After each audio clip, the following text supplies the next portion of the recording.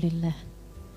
Wassalatu wassalamu ala Rasulillah Muhammad ibn Abdillah wa ala alihi wa sahbihi wa man wala. Subhanaka la ilma lana illa ma 'allamtana innaka antal alimul hakim. Rabbi shrah li sadri wa yassir li amri wahlul 'uqdatan min lisani yafqahu qawli, amma ba'du. Alhamdulillah, sama-sama kita muliakan Umi Nyai Hajah Sofiyah yang datang dari Pekalongan.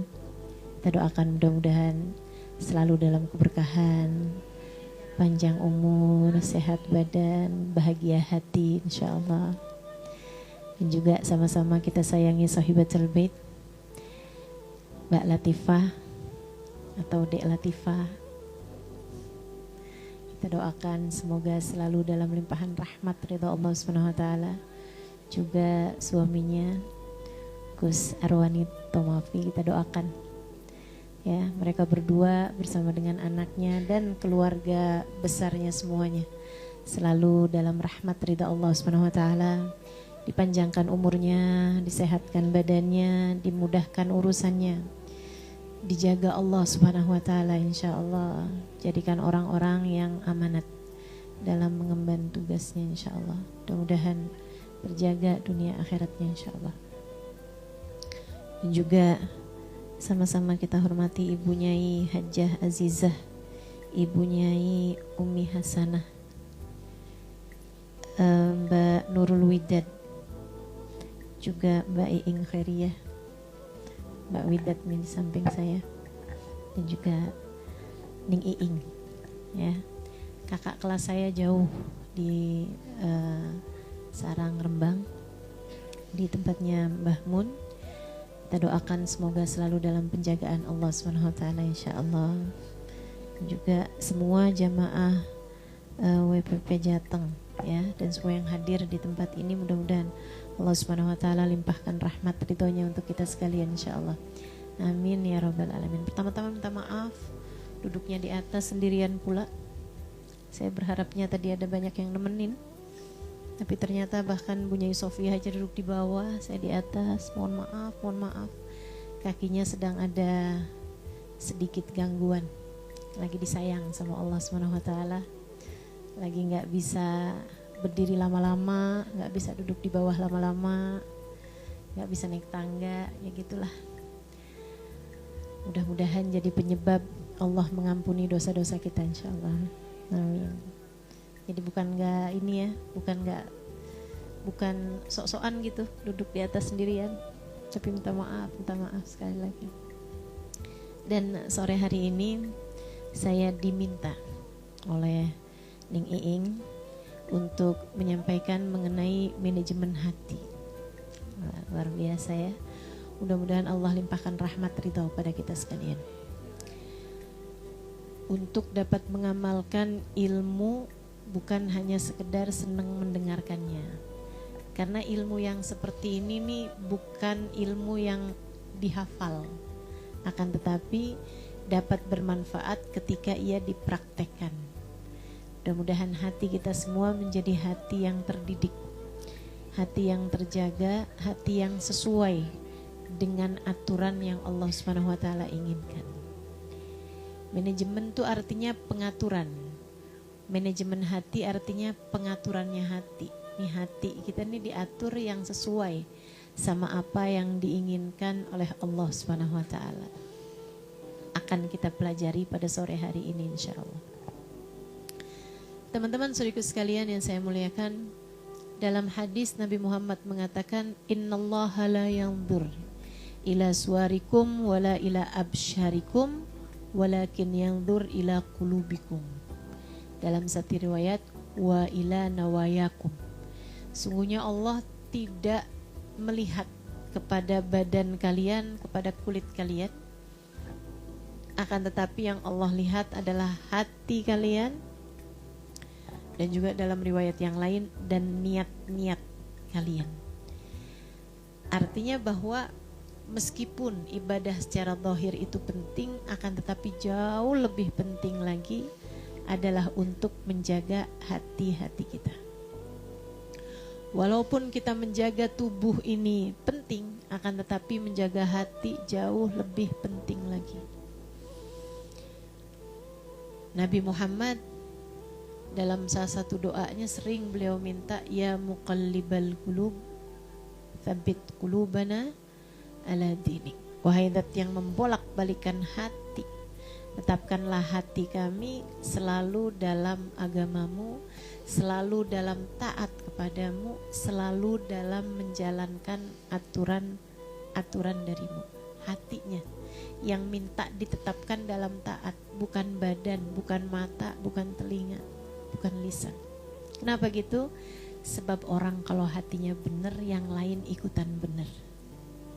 Orang kalau hatinya benar, mata benar, telinga benar, tangan benar, kaki benar. Tapi orang kalau hatinya rusak, tinggal ditungguin aja. Nanti matanya juga rusak, telinganya rusak, lisannya rusak, tangan kakinya rusak, perut farjinya rusak. Tinggal ditungguin aja. Kayak mudah-mudahan Allah benarkan hati kita insyaAllah. Seorang wali min awliyaillah, Sayyidina Syekh Abu Bakar Ibn Salim, yang menyusun doa Allahumma ya azimah sultan ya qadimal ihsan. Mungkin teman-teman pernah dengar. Yang bikin qasidah ya Rabba Makkah wa Safa bi Muhammadin ighfir lana ya sami'an lidu'ana. Salah satu dari wali-walinya Allah yang merupakan kakek dari kebanyakan wali songo yang ada di Indonesia. Ya. Itu kakeknya adalah Sayyidina Syekh Abu Bakar Ibn Salim yang tinggalnya di kota Inat ratusan tahun yang silam. Udah lama. Beliau sebagai seorang wali min awliyaillah dikaruniai karomah. Beliau bilang, khayyarani Allah baina an yakun dzurriyyati minal ulama au an yarzuqahum salamatas sudur. Fakhtartu salamatas sudur. Kata beliau, saya dikasih pilihan sama Allah. Dikasih pilihan. Dikaruniai anak keturunan yang pada jadi ulama. Dikasih anak-anak keturunan yang Allah jadikan mereka sebagai para ulama. Atau dikasih anak keturunan yang hatinya bersih-bersih. Saya memilih dikaruniai anak keturunan yang hatinya bersih-bersih. Sayyidina Syekh Abu Bakar bin Salim, seorang waliullah, antara mau anak-anak kamu pada jadi ulama atau mau anak-anak kamu jadi orang-orang yang mungkin biasa-biasa aja tapi hatinya bersih-bersih. Dan beliau bilang, saya memilih anak-anak yang hatinya bersih-bersih. Menunjukkan betapa pentingnya bersihnya hati. Sebab jadi pusat pandangan Allah. Ini kita nih yang hadir di sini nih. Nilai kita di mata Allah bukan bergantung kepada yang paling banyak sholatnya. Gak tergantung juga kepada yang paling banyak hafal ayat atau hadis-hadisnya. Gak bergantung kepada yang paling banyak ilmu pengetahuannya. Akan tetapi lebih bergantung kepada siapa di antara kita yang diterima oleh Allah Subhanahu wa taala. Begitu ada di antara kita orang-orang yang diterima sama Allah. Allah pandang hatinya dengan pandangan penuh rahmat. Allah pandang hatinya dengan pandangan penuh cinta. Allah muliakan hamba tersebut dunia hingga akhirat. Dan Allah ketika memandang kita, teman-teman saudaraku sekalian, gak dilihat dari seberapa banyak ibadah kita, gak dilihat dari seberapa banyak ilmu kita, tapi yang Allah jadikan sebagai penerimaan di sisinya adalah bagaimana keadaan hati kita. Hatimu pusat pandangan Allah. Ini saya sebelum masuk kemari nih, saya hias-hiasi muka saya. Saya pasangin bedak. Kok dipasang ya? Saya bedai. Saya lipstikin gitu kan. Saya benahi muka saya. Saya nggak benahi yang lain-lain. Saya nggak bersihkan tangan saya, misalnya kaki saya taruhin apa gitu, enggak. Tapi yang saya pedulikan adalah muka saya. Kenapa? Karena saya tahu muka saya adalah pusat pandangan orang kepada saya. Saya tahu ibu-ibu ketika ngelihat saya, yang dilihat adalah muka saya. Ibu-ibu sekalian, Allah kalau lihat dari kita, bukan badan kita, bahkan bukan ibadah kita, bukan ilmu kita, yang Allah lihat dari kita untuk dijadikan penilaian adalah hati kita. Cantikkah kita di hadapan Allah? Hatinya. Busukkah kita di hadapan Allah? Hatinya. Seperti apakah nilai kita di hadapan Allah?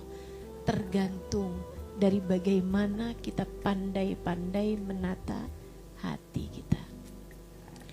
Imam Al-Ghazali dalam kitabnya beliau mengatakan, saya ditanya, kata beliau, tentang apa yang paling sulit untuk dilakukan.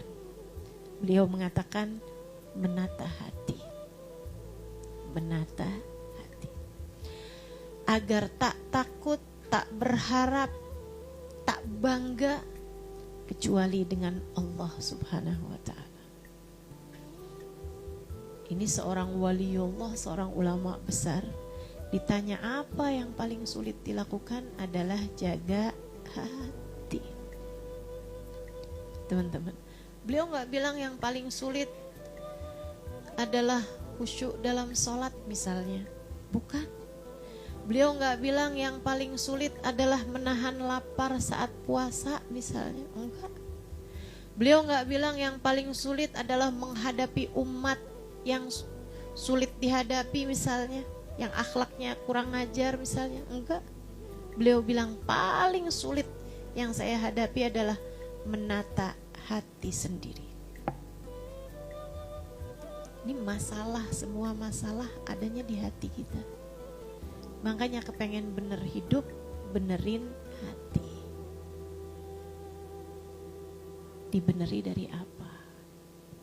Saudaraku sekalian, dihilangin penyakitnya, kemudian dihiasi.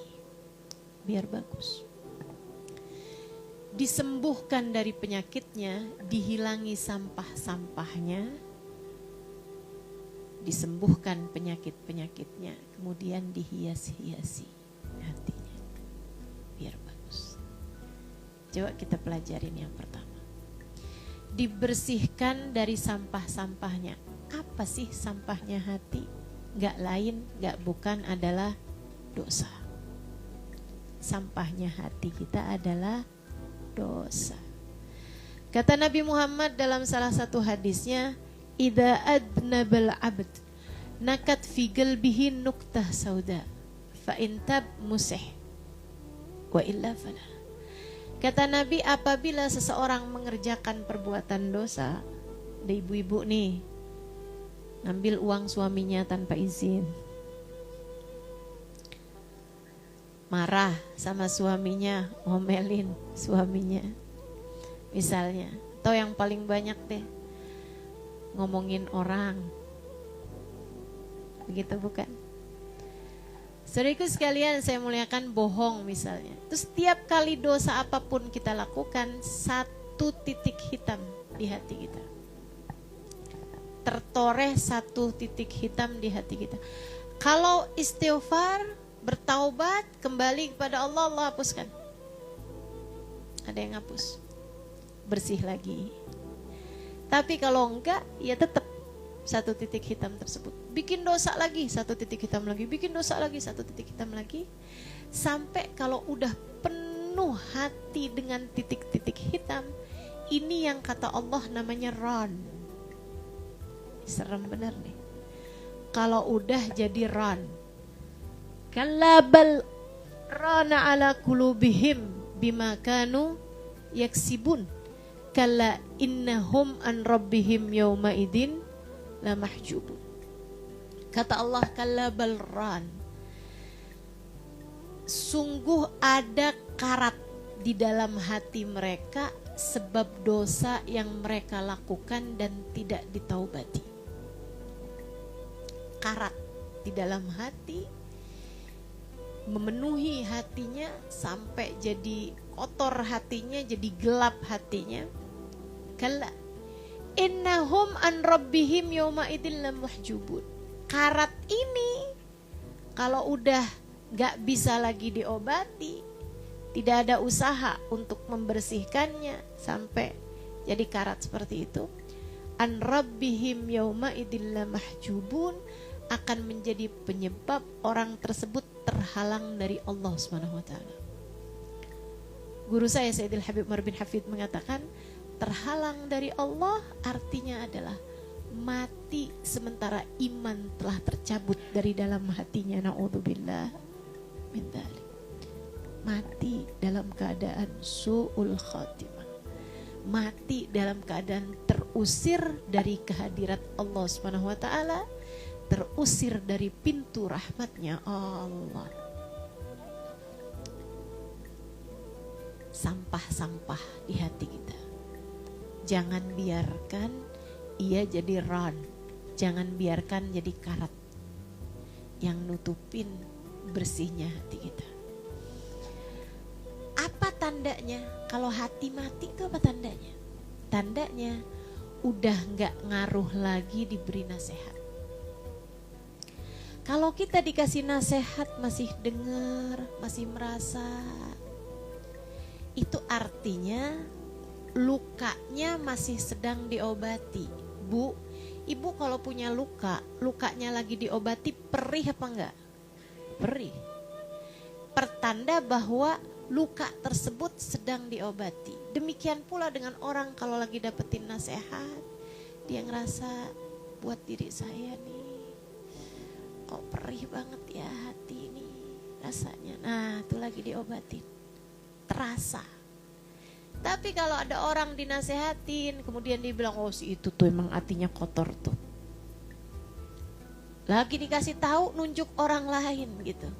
Si itu emang begitu tuh. Nah tuh kayaknya tuh si itu tuh perlu nih dengerin nasihat ini nih.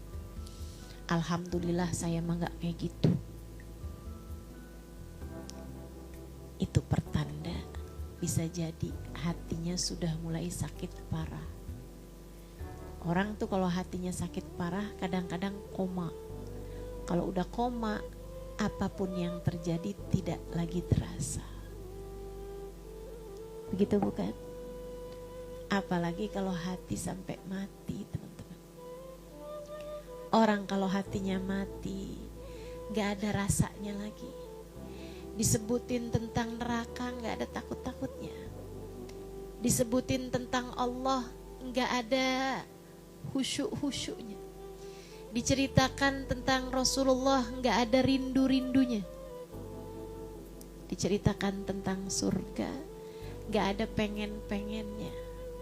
Tapi kalau udah urusan dunia, langsung bersemangat dirinya. Pertanda hatinya sudah mulai mati. Na'udzubillah min dzalik.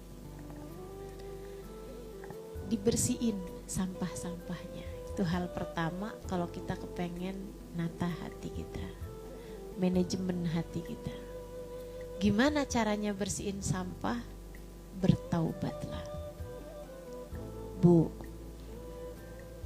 kira-kira nih ya Bu ya, kalau bicara hitung-hitungan dosa, kita nih dosa apa yang gak kita kerjain? Mata ada dosanya apa enggak kira-kira? Telinga ada dosanya apa enggak kira-kira? Lisan, waduh, ini yang paling banyak nih kayaknya. Ya Allah, ya Allah. Habib Ali Al-Habsyi, penulis Maulid Simtuturon, sampai bilang, ya Allah, sedihnya, kata beliau, seorang wali min auliyaillah, kekasih Allah. Sedihnya, kata beliau. Sedih kenapa, Bib? Ada orang mukmin, malaikat rokibnya nganggur terus-terusan. Gak ada catatan amal kebaikan yang dia lakukan. dia hanya mempersibuk malaikat atid untuk mencatat dosa demi dosa yang dia lakukan. Alangkah sedihnya. Jadi sekalian, saya waktu dengar cerita ini pertama kali, saya ketawa gitu. Iya juga ya. Mungkin ada tuh orang-orang yang malaikat rokibnya nganggur aja karena nggak ada kebaikan yang dia lakukan. Malaikat atid sibuk bener nyatetin dosa-dosa dia. Tapi ketika saya pikir-pikirin, jangan-jangan saya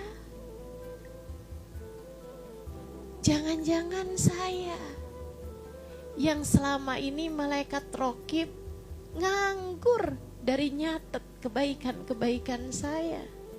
Malaikat atid sibuk terus-terusan mencatat dosa demi dosa yang saya lakukan. Atau bisa jadi dua-duanya sama-sama tersibukkan. Mudah-mudahan Allah ampuni. Makanya memang doanya benar tuh kayak doanya Sohibul Burdah. Ya nafas, ya nafsi, gimana tuh? La tayas itulah. Jangan putus asa. Innal kabaira fil ghufrani kalamami. Karena dosa tuh biar kata besar. Ya nafsu la taqnati in zallatin aldumat innal kabaira fil ghufrani kalamami. Wahai diri, jangan putus asa. Meskipun besarnya dosa-dosa. Karena sebesar apapun dosa, kalau dilewatkan atau dilemparkan ke dalam lautan ampunan Allah, ia hanya seperti lamam, ia hanya seperti buih di lautan ampunan Allah SWT. Itu yang kita harap gitu. Kita minta sama Allah, ya Allah jangan pedulikan dosanya, akan tetapi pedulikanlah luasnya ampunan-Mu ya Allah. Bukankah dosa-dosa kami meskipun sebesar apapun hanyalah buih di dalam samudra ampunan-Mu. Ampunilah dosa-dosa kami ya Allah. Bu, jangan sampai mati bawa dosa. Urusannya repot. Kalau sampai masuk kubur bawa dosa-dosa kita. Urusannya ruwet. Kalau sampai masuk kubur kita bawa dosa-dosa kita. Berat masalahnya. Kalau sampai kita mati Allah belum ampuni dosa-dosa kita. Ya Allah ampuni kami sebelum kami mati. Amin. Ya Rabbal Alamin. Diistighfarin semua dosa, ditaubatin semua dosa. Bahkan yang kita nggak tahu, bahkan yang kita nggak sadar. Saudaraku sekalian saya muliakan, saya ingat ada cerita, salah satu cerita yang disampaikan guru saya, Sayyidil Habib Umar bin Hafid, tentang ada seorang pemuda di sebuah kampung di negeri Arab. Zaman itu belum banyak orang punya kamar mandi dalam rumahnya. Satu hari ada seorang perempuan nanyain gitu, Ainal hammam, rupanya kebelet ya. Dia nanya, kamar mandi mana ya? Kamar mandi, ada yang punya kamar mandi? Ada seorang laki-laki pemuda, dia punya kamar mandi dalam rumahnya. Jadi dia bilang, ta'ali hammam fi baiti, sini nih di rumah saya ada kamar mandi. Masuklah perempuan ini, rupanya perempuan yang kurang terjaga, bukan perempuan bertakwa. Jadi dia dari luar sebelum masuk kamar mandi udah dilepas sama dia, kerudungnya dilepas sama dia, gamisnya gitu. Jadi masuk kamar mandi hanya dengan ya pakaian dalam gitu kan, ya ada daster mungkin pendek gitu. Jadi yang lain-lain kelihatan. Kebetulannya perempuan ini cantik, perempuan ini putih, mulus. Laki-laki ini pun terfitnah. Hatinya kunci-kunci semua rumah, kunci-kunci semua pintu rumah. Dia tutup-tutupin horden-horden, jangan sampai ada tetangga yang lihat. Habis itu ditungguin perempuan ini. Begitu perempuannya keluar dari rumah, dari kamar mandi, diajak buat berzina. Laki-laki ini kayak mau perkosa gitu. Tapi perempuan ini memang bukan perempuan terjaga, bukan perempuan solehah, seperti yang tadi saya sampaikan. Perempuan nakal juga. Jadi begitu digodain seperti itu sama laki-laki itu, dia bilang, oh, jadi kamu mau nih sama saya? Saya juga mau kok sama kamu, siapa bilang saya gak mau? Dia pun merayu laki-laki ini, laki-lakinya dirayu begitu belingsatan. Karena sebenarnya laki-laki ini gak pernah berbuat kayak begitu sama perempuan lain. Bukan laki-laki yang memang asalnya bandel gitu juga enggak, teman-teman. Akhirnya perempuan itu bilang, saya tuh juga mau sebenarnya sama kamu, yuk kita bersenang-senang. Cuman masalahnya saya lapar.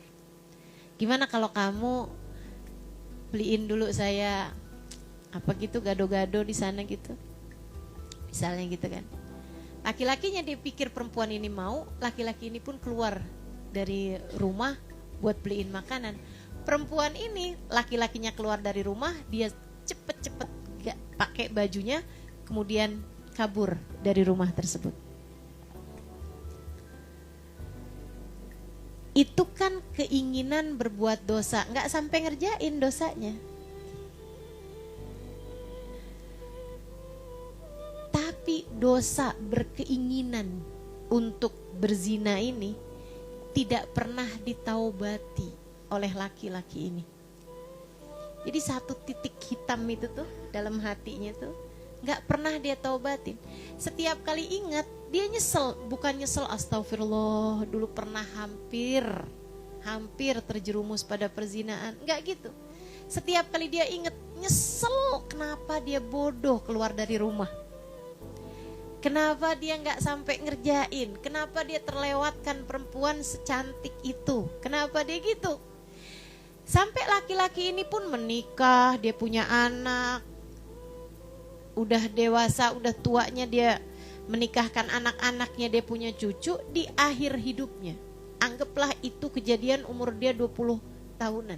Sekarang umur dia udah 70 tahunan. Cerita ini pernah disampaikan guru kami, Sayyidil Habib Umar bin Hafid. Di saat sakaratul maut, setiap kali ditalkin la ilaha illallah, laki-laki ini menjawab, kanat imra'ah turidul hammam. Dulu ada perempuan cari kamar mandi. Saya bawa masuk dalam kamar mandi, la ilaha illallah. Jadi buka kerudungannya, cakep bener rambutnya. Rambutnya terus saja ngoceh tentang dosanya tersebut, teman-teman. Lidahnya keluh untuk berucap kalimat la ilaha illallah. Terus dosa itu terngiang. Karena bahkan di antara dosa-dosa yang kita lakukan, mungkin ada dosa yang kita sudah lupa, tapi Allah tidak. Ada dosa-dosa yang sudah terhapus di memori kita, akan tetapi ia masih tercatat dalam buku catatan kehidupan kita yang kelak di hari akhirat akan dimintai pertanggungjawaban untuknya. Maka jangan berani mati bawa dosa. Taubati dosa seperti apapun dosa tersebut. Dan kalau dosanya terkait sama orang, nah ini juga nih, ini paling repot nih.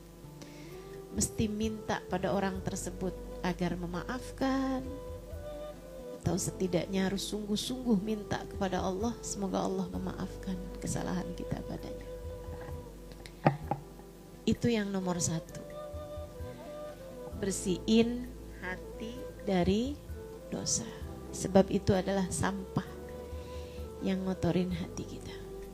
Jadi sekalian, yang kedua, pulihkan dari sakitnya.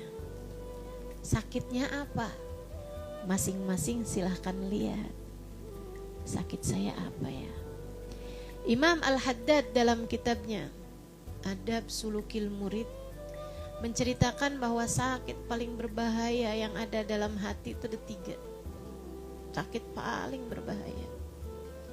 Yang pertama, al-kibru, kesombongan. merasa diri lebih baik daripada orang lain. Ini sering banget kita kayak begitu. Kita kalau lihat orang auratnya terbuka, kita ngelihatnya kayak kayaknya neraka kangen tuh sama dia tuh.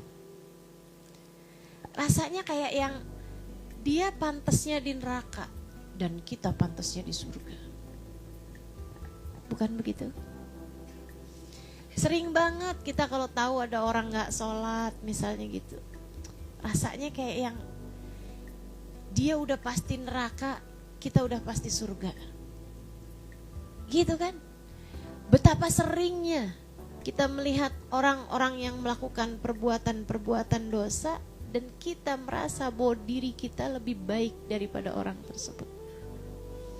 Dalam hal itu memang iya teman-teman. Misalnya kita lihat orang auratnya terbuka, kita merasa kita lebih baik daripada dia. Dalam urusan menutup aurat memang iya, tapi dalam urusan yang lain belum tentu. Dan nilai kita ini di sisi Allah tidak banyak ditentukan dari perkara zahir seperti nutup aurat teman-teman. Seperti yang tadi saya sampaikan di awal, pusat pandangan Allah bukan kepada seberapa panjang kerudungmu, bukan kepada seberapa tertutup auratmu, tapi lebih kepada seberapa indah hatimu, seberapa cantik ruhmu. Dan hati yang di dalamnya merasa lebih baik dari orang lain sangat jauh untuk bisa dipandang Allah dengan pandangan kasih sayangnya. Pernah satu waktu Nabi Muhammad lagi ketemu sama orang-orang dari kampung. Ada satu kabilah gitu ya, orangnya baru pada masuk Islam, orang-orang Badu, orang-orang kampung gitu, yang biasanya kayak nggak seberapa terpelajar gitu, nggak seberapa ngerti etika gitu kan. Lagi udah kumpul nih sama Nabi Muhammad alaihissalam. Datang seorang sahabat, udah masuk Islam lama, dia baru habis selesai wudhu, air wudhunya bahkan masih netes-netes di badannya dia. Dia masuk masjid ngeliatin, Nabi lagi sama siapa sih itu? Terus dilihat, oh yang dari kampung situ. Nabi lihat dia, panggil sama Nabi Muhammad SAW. Kata Nabi, Aldhananta annaka khairun min haula. Nabi bisik-bisik, sebagai muallimul akbar, sebagai guru yang sangat besar, guru terbesar dalam kehidupan umatnya, Nabi ngomong bisik-bisik sama dia, Aldhananta annaka khairun min haula. Apakah kamu saat masuk di masjid tadi ini ngerasa bahwa kamu lebih baik daripada tamu-tamu saya ini? Dia nunduk sambil bilang, bala ya Rasulullah.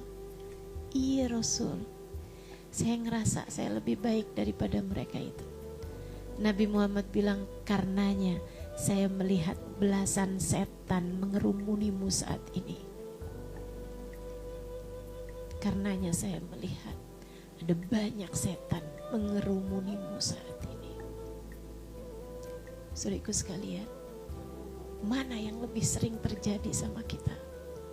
Dikerumuni setan ataukah malaikat-malaikat beristighfar bagi kita? Hatimu selama ini seringan dikipas-kipasi setan atau dipanas-panasi setan, ataukah lebih sering hati kita sedang terdidik, dibisiki oleh para malaikat-malaikatnya Allah Subhanahu wa Ta'ala? Sifat sombong berbahaya. Kata Imam Ghazali, penyakit yang lain tuh urusannya sama takwa, urusannya sama nilai di sisi Allah Ta'ala. Akan tetapi kalau penyakit sombong, urusannya sama tercabutnya iman. Aba wastakbar wa kana minal kafirin. Kata Allah, iblis tuh dia enggan buat sujud, dia merasa dirinya lebih baik daripada Adam, wa kana minal kafirin, maka dia adalah salah satu dari orang-orang kafir. Mudah-mudahan Allah jaga hati kita teman-teman. Tiap kali kamu ngerasa gak bakalan masuk neraka, tiap kali kamu ngerasa bahwa kamu lebih baik daripada siapapun, selalu ingetin diri, wahai diri, kamu bukan siapa-siapa. Allah tidak pernah punya kewajiban untuk memasukkan kita ke dalam surga. Allah tidak pernah punya kewajiban memasukkan saya ke dalam surga atau kamu dalam surga. Allah tidak pernah punya kewajiban untuk menyelamatkanmu saat kamu lewat jembatan Sirat. Allah tidak pernah punya kewajiban untuk membuatmu ada dalam rombongan Nabi besar Muhammad di akhirat nanti. Allah bahkan gak punya kewajiban untuk menetapkan iman di hati kita saat ajal datang menjemput kita. Allah punya hak untuk memasukkan kita tidak ke dalam surga. Allah punya hak untuk mengusir kita dari kelompok Nabi Muhammad. Allah punya hak untuk bahkan mematikan kita sementara iman tak lagi ada dalam hati kita. Maka untuk seseorang yang bahkan akhir kehidupannya belum tentu, bagaimana mungkin merasa lebih baik daripada siapapun? Gak ada. Tiap kali diri merasa lebih baik dari sesiapa, ingetin, siapa kamu? Bisa jadi Allah rahmati dia, kemudian Allah menyelamatkan dia di akhirat nanti. Sementara dirimu ini belum tentu Allah merahmatimu. Bisa jadi Allah justru malah murka kepadamu. Teman-teman saudariku sekalian yang saya muliakan, orang-orang soleh sampai di akhir kehidupan mereka selalu menghiasi diri mereka dengan tawadhu, merasa diri mereka bukan sesiapa. Mari belajar untuk itu, teman-teman. Mari belajar untuk itu. Terus kita ajarin diri kita, terus kita ingetin diri kita. Kamu pikir kamu siapa? Kamu pikir kamu siapa? Kita hanyalah makhluknya Allah, yang nilai kita tergantung dari bagaimana Allah memberi penilaian. Maka meski dikaruniai nasab yang bagus, maka meski dikaruniai ilmu yang banyak, maka meski dikaruniai hafalan Quran yang banyak, maka meskipun dikaruniai hafalan hadis yang banyak, meskipun punya apapun kita, bukan jaminan Allah akan menyelamatkan kita. Angkat, berusaha kita, berjuang, belajar, biar sifat sombong itu hilang dari dalam hati kita. Merasa diri makhluk Allah yang paling hina. Yang mulia cuma ilmunya Allah. Yang mulia adalah Al-Quran yang saya bawa. Yang mulia adalah hadis Nabi yang saya bawa. Yang mulia adalah ilmu yang saya sampaikan. Penyampainya sendiri belum tentu.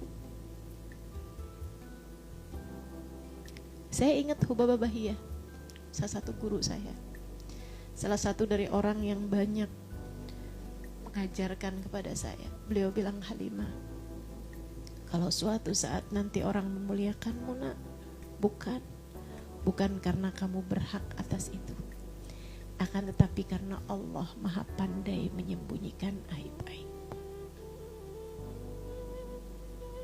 Begitupun denganmu, teman-teman. Ketika orang-orang memuliakanmu, bukan karena kamu berhak atas itu, akan tetapi karena Allah begitu indah menutupi aib-aibmu. Bukan begitu? Hubaba Bahiyah bilang, Halimah, gak ada yang lebih tahu tentangmu, tentang kita, tentang diri kita, lebih daripada Allah dan diri kita sendiri. Kita yang tahu siapa kita. Kita yang tahu bobrok-bobroknya kita. Kita yang tahu jelek-jeleknya kita. Selain Allah SWT, kita yang paling tahu. Jangan jadikan penilaian orang, kemuliaan yang orang berikan kepada kita mengaburkanmu dari melihat dirimu yang sebenarnya. Kita kadang kebanyakan dimuliain orang sampai lupa gitu siapa diri kita yang sebenarnya. Mudah-mudahan Allah terus kasih lihat kepada kita aib-aib kita. Kata Nabi Muhammad sallallahu alaihi wasallam, rahimallahu mra'an ishtaghala bi uyubi nafsihi an uyubi ghairi. Semoga Allah kasih rahmat kepada orang yang sibuk memperbaiki dirinya, sibuk ngeliatin aib-aib dirinya sampai nggak punya waktu buat ngeliat aibnya orang lain. Sibuk memperbaiki diri sampai nggak punya kesempatan, nggak punya waktu buat lihat-lihat aibnya orang lain. Semoga kita jadi salah satu dari orang-orang itu. Kesombongan. Sifat paling berbahaya yang keduanya katanya Imamul Haddad, yang hati kita kalau kita mau jagain, mau kita tata nih. Pertama tadi bersihin dari sampah-sampahnya itu dosa-dosa kita yang dulu-dulu yang kita udah lupa, kita taubatin, kita minta sama Allah, ya Allah ampuni semua dosa.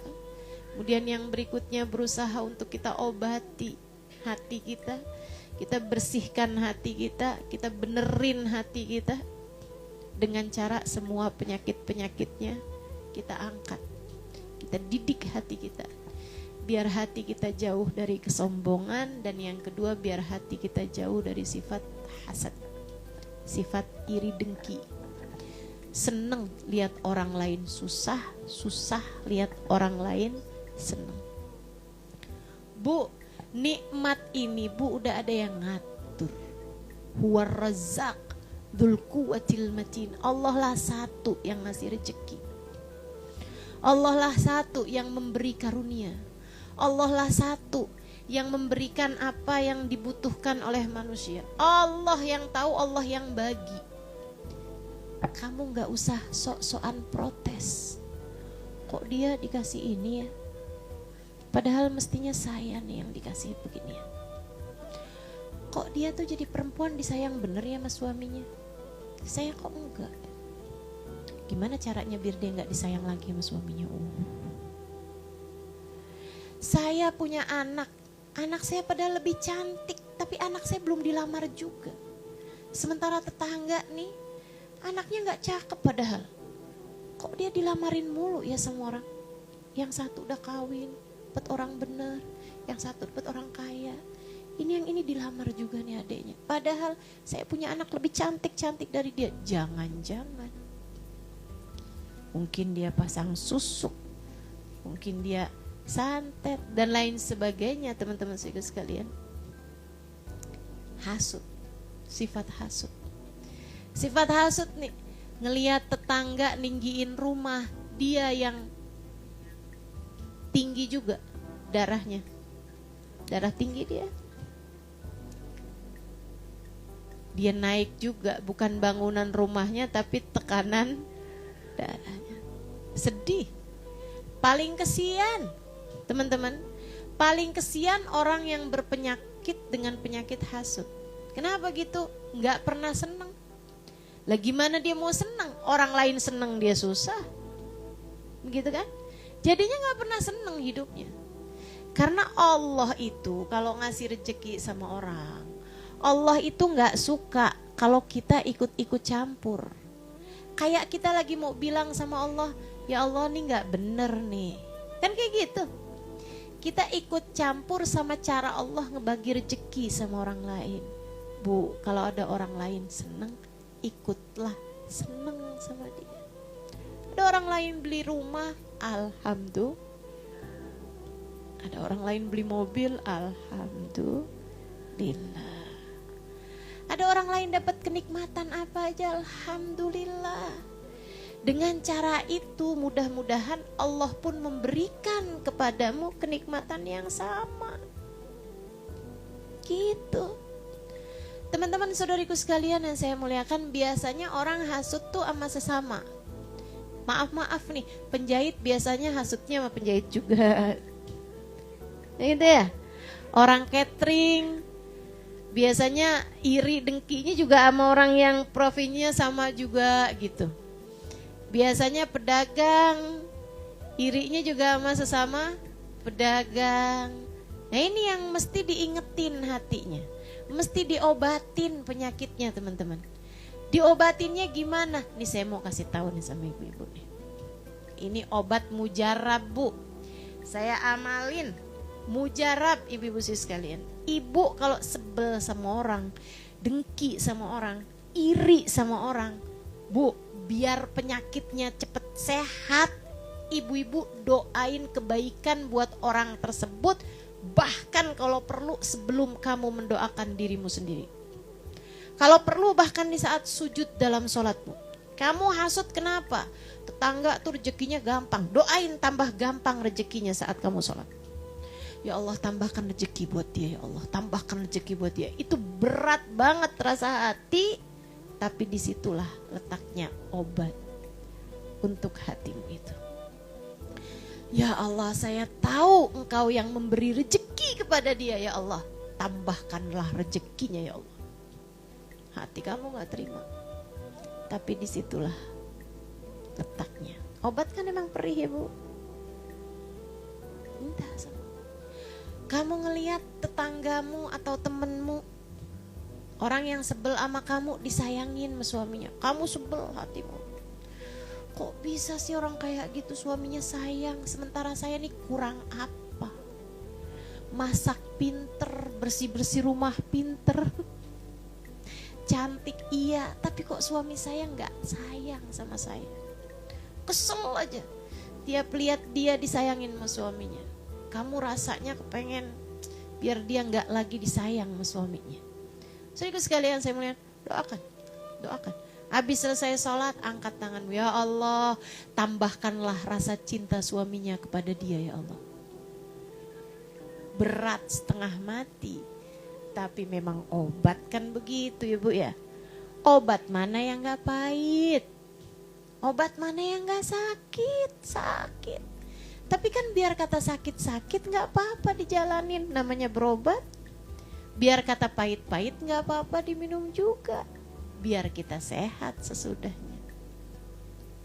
Diperangin penyakitnya. Terus salah satu obat yang lain juga nih. Kalau kamu sebel sama orang, jengkel sama orang, kesel sama orang, benci sama orang, itu hasut tadi nih ya, iri dengki sama orang gitu. Teman-teman saudaraku sekalian, kalau pas ketemu, kalau bisa malah samperin, pegang tangannya, pelukin. Terus bilang, saya sayang sama kamu karena Allah. Setannya suka pada hilang tuh kalau kayak gitu.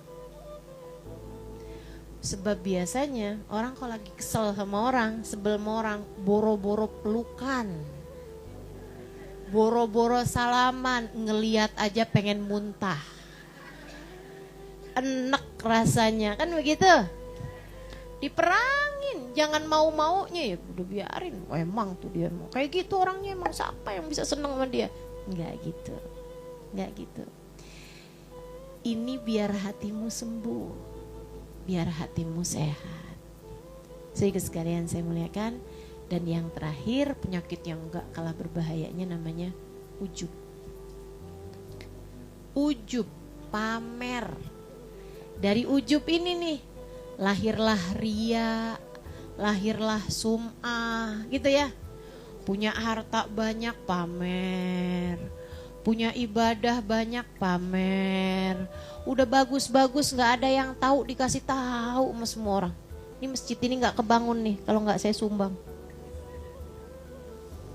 Itu ya orang itu gak ada terima kasihnya, padahal setiap bulan saya kirimin. Wah. Tuh. Teman-teman saya sekalian, ngangkat telepon dari temennya. Kok kamu lama banget sih ngangkat telepon? Ya pagi-pagi gini kamu udah tahu kan duha.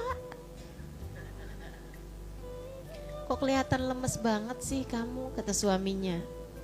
Tadi malam dong bang, saya tahajud. Kamu makan tidur aja. Kamu gak tahu kan saya bangun malam, saya doa, saya baca Quran. Masya Allah. Kenapa semua ibadahmu kamu merasa semua orang perlu tahu? Dan kamu biarkan Allah menyimpan hanya rahasia dosa-dosamu. Kenapa kita nih sering banget kepengen semua amal perbuatan kita, kebaikan kita, orang biar pada tahu. Sementara kalau urusan dosa-dosa biar jadi rahasia antara kita dengan Allah Ta'ala. Nggak malu. Allah hanya dijadikan sebagai tempat kita menyimpan dosa-dosa kita. Sementara kebaikan-kebaikan kita menjadi konsumsi orang-orang lain belaka. Serius sekalian, imbanglah seenggaknya. Kalau selama ini Allah Subhanahu wa Ta'ala kamu jadikan sebagai penyimpanan dosa-dosamu, jadikanlah pula Allah sebagai penyimpanan kebaikan-kebaikan. Biarkanlah tahajudmu tidak ada yang tahu, Allah tahu. Biarkanlah linangan air mata taubatmu orang gak tahu, Allah tahu. Biarkanlah sedekah-sedekahmu orang gak tahu, Allah tahu. Biarkanlah kebaikanmu kepada saudaramu, kebaikanmu kepada ipar-iparmu, kebaikanmu kepada ibumu, ibu mertuamu. Biarkan semua orang gak ada yang tahu. Sebab Allah tahu, Allah tahu. Dan Allah Subhanahu wa Ta'ala bilang, innallaha la yadhi'u ajra man ahsana amala. Allah tidak akan pernah menyia-nyiakan sekecil apapun kebaikan yang kamu lakukan. Wa kafa billahi hasiba. Cukup Allah yang mengawasi. Cukup Allah yang mengawasi. Tapi kalau gitu Ustazah, orang gak menghargai apa yang saya lakukan. Kamu minta dihargai sama orang. Orang tuh gak pinter menghargai orang pun. Kamu mintanya itu dihargai sama siapa? Saya kasih tahu, semua orang tuh gak ada yang pinter hargain kita. Suamimu, kamu udah usaha kayak gimana, memang dia beneran menghargai? Belum tentu. Anak-anakmu, apakah mereka cukup menghargai dirimu? Belum tentu. Ibu-ibu sekalian, yang paling pinter menghargai kita adalah Allah Subhanahu wa Ta'ala. Kebaikan yang kamu lakukan tanpa ada sesiapa pun yang mengetahuinya, Allah akan kirimkan hamba-hambanya untuk berbuat baik padamu. Meskipun andai orang yang kamu berbuat baik kepadanya tidak tahu kebaikanmu sekalipun, Allah tahu, Allah balas, dikirimkannya orang-orang lain untuk berbuat kebaikan kepada dirimu. Enak kalau urusan sama Allah tuh enak. Urusan sama orang banyak ruwetnya, banyak repotnya. Betul? Pernahkah kamu berharap dari manusia dan kecewa? Sering. Pernahkah kamu berharap dari Allah dan kamu kecewa? Tidak. Maka hilangkanlah segala harapanmu kepada siapapun. Cukuplah Allah menjadi tempat kamu menyimpan segala kebaikan-kebaikanmu itu. Insya Allah. Tuh kalau udah bersih hatinya dari hal ketiga itu sekurangnya, teman-teman saudaraku sekalian yang saya muliakan, sekarang hatinya perlu dihiasi. Dihiasi dengan apa? Nih, kalau hias-hiasin sesuatu harus dengan yang indah. Dan tidak ada yang lebih indah daripada baginda Nabi besar Muhammad. Hatimu hiasi dengan cinta kepada Nabi besar Muhammad. Nanti hatinya jadi indah.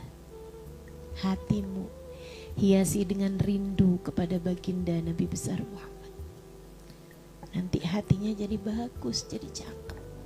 Ibu-ibu saudara sekalian, Sebab Nabi Muhammad tidak pernah menolak cinta siapapun. Maka ketika hatimu mencintai Nabi, Nabi pun akan mencintaimu.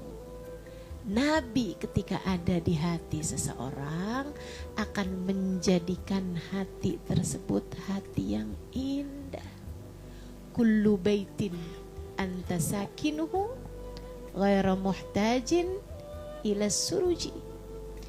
Semua ruang, semua rumah yang engkau wahai Nabi Muhammad berkenan untuk ada di dalamnya, rumah tersebut enggak akan pernah perlu lagi sama lampu, sebab bercahaya dengan cahayanya Nabi Muhammad. Demikian pula dengan hati kita. Kalau Nabi Muhammad berkenan memandang hati kita dengan pandangan penuh cinta, Nabi Muhammad berkenan ada di dalam hati kita, Allah akan jadikan hati kita terang dengan cahayanya baginda Nabi besar Muhammad. Hiasi hati dengan cinta kepada Nabi. Jadi cakep nanti hatinya. Makanya kalau manajemen hati, itu salah satunya silahkan tanyakan, ada siapa di dalam hatimu? Hatimu cintanya sama siapa? Hatimu kesengsemnya sama siapa? Hatimu naksirnya sama siapa? Hatimu senengnya kalau disebut-sebutin tentang siapa? Saudaraku sekalian, pejabat naik turun, akan tetapi Nabi Muhammad gak pernah turun. Orang mulia hina, akan tetapi Nabi Muhammad gak akan pernah hina. Nabi Muhammad akan terus mulia dunia hingga kelak akhirat. Dah, yang pasti-pasti aja. Cintai yang pasti-pasti aja. Dan yang gak ada yang lebih pasti untuk dicintai daripada Nabi besar Muhammad. Ketika tiga hal itu berhasil dilakukan dengan hati-hatimu, ketika kamu berhasil melakukan ketiga hal itu dengan hatimu, hatimu dibersihkan dari sampah-sampahnya, ditaubatin segala dosa-dosanya, kemudian diobatin semua penyakit-penyakitnya sampai jadi sembuh insya Allah, jadi bersih insya Allah. Kemudian di hatimu ada cinta kepada Nabi besar Muhammad, kepada semua orang-orang yang bisa mendekatkanmu kepada Nabi Muhammad dari para ulama-ulamanya Allah. Al-ulama warathatul, ulama pewarisnya Nabi. Kamu cintai orang-orang yang cinta kepadanya mendekatkanmu kepada Nabi Muhammad. Kamu cintai perbuatan-perbuatan yang mendekatkanmu kepada Nabi Muhammad. Kamu bahkan cinta kepada Madinah, karena Madinah ada Nabi Muhammad SAW. Kamu cinta ilmu agama karena ilmu agama adalah yang sudah diajarkan oleh Nabi Muhammad. Kamu cinta Al-Quran sebagai yang turun di hati Nabi besar Muhammad. Ini buat yang pada hafal Quran, saya sekalian, sambungin Qurannya menabi, sambungin Qurannya menabi. Ingetin Al-Quran yang sama yang sekarang ada di hatimu adalah Al-Quran yang sama yang dulu ada di hati Nabi. Dalam 30 juz kitab suci, hatimu dan hatinya bertemu. Cakep banget kan itu? Kamu hafal Al-Quran yang sama, yang juga dihafal sama Nabi besar Muhammad sallallahu alaihi wa ala alihi wasallam. Dah, kita belajaran ketiga hal tersebut, insya Allah mudah-mudahan kita bisa jadi orang-orang yang mampu menata hati dan hatinya menjadi hati yang tertata, hati yang terdidik insya Allah, sambil minta terus sama Allah Subhanahu wa ta'ala, sambil minta terus sama Allah Subhanahu wa taala. Mudah-mudahan Allah menjaga hati kita, Allah mendidik hati kita, menjadikan hati kita hati yang layak diterima di sisi Allah Subhanahu wa taala. Menjadikan hati kita hati yang layak dituruni segala yang indah-indah insyaallah. Allah turunkan iman, Allah turunkan takwa, Allah turunkan cinta, Allah turunkan rahmat, Allah turunkan sifat-sifat baik, Allah turunkan tawadu, Allah turunkan sabar, Allah turunkan syukur dalam hati kita semuanya insyaallah. Ala hadhihi niyyah wa bikul niyatin salihah jami'ah syamilah. Sampai mati bawa hati yang bersih, biar selamat di akhirat. Yauma la yanfa' mal wala banun illa man atallah biqalbin salim. Ala hadhihi niyyah bikul niyyah salihah jami'ah syamilah la hadratin nabi. Al-Fatihah. Bismillahirrahmanirrahim. Alhamdulillahirabbil alamin. Ar-Rahmanir-Rahim. Maliki yaumiddin. Iyyaka na'budu wa iyyaka nasta'in. Ihdinas siratal mustaqim. Siratal ladzina an'amta 'alaihim ghairil maghdubi 'alaihim waladdallin. Amin. Allahumma bihaqqil Fatihah wa bihaqqi hadzal majlis taftah lana abwabal khair, tu'amilana mu'amalat ahlal khair, takfina min jamil fitan wal mihan bu'us wadir. Innaka wali kulli khair mutafaddil bi kulli khair bi rahmatika ya arhamar rahimin. Allahumma inna nas'aluka ziyadatan fid din, barakatan fil umur, sihhatan fil jasad, sa'atan fil rizki, wa taubatan qabla al maut, wa syahadatan indal maut, maghfiratan ba'dal maut, wa afan indal hisab, wa amanan minal azab, wa nasiban minal jannah, wa razukna an-nadhar ila wajhikal karim. Allahumma ati nufusana taqwaha wa zakkiha anta khairu man zakkaha anta waliyuha wa maulaha. Allahumma kama an'amta alaina bil iman fazidna minhu, wa kama an'amta alaina bil islam fazidna minhu, wa kama an'amta alaina bil afiyah fazidna minha, wa kama an'amta alaina bil umur fabarik lana fi. Allahumma inna nas'aluka minal uquli awfaraha, wa minal adhani asfaha, wa minal a'mali azkaha, wa minal akhlaqi atyabaha, wa minal arzaki azzalaha, wa minal afiyah akmalaha, minad dunya khairaha, wa minal akhirah na'imaha, bihaqqi sayyidina Muhammadin sallallahu alaihi wasallam. Allahumma ya muqallibal qulub thabbit qulubana ala dinik, ya muqallibal qulub thabbit qulubana ala dinik, ya muqallibal qulub thabbit qulubana ala dinik, wa tawaffana ala millatik. Allahumma ya muhawwilal ahwal hawil halana ila ahsanil hal, wa afina min ahwal ahli dhalal wa fi'lil juhal. Allahumma rabbana taqabbal minna innaka antas samiul alim, wa tub alaina innaka antat tawwabur rahim. Allahumma rabbana atina fid dunya hasanah fil akhirati hasanah wa qina adzabannar. Bi fadli subhana rabbika rabbil izzati amma yasifun, wa salamun alal mursalin walhamdulillahi rabbil alamin. Taqabbalallahu minna wa minkum, taqabbal ya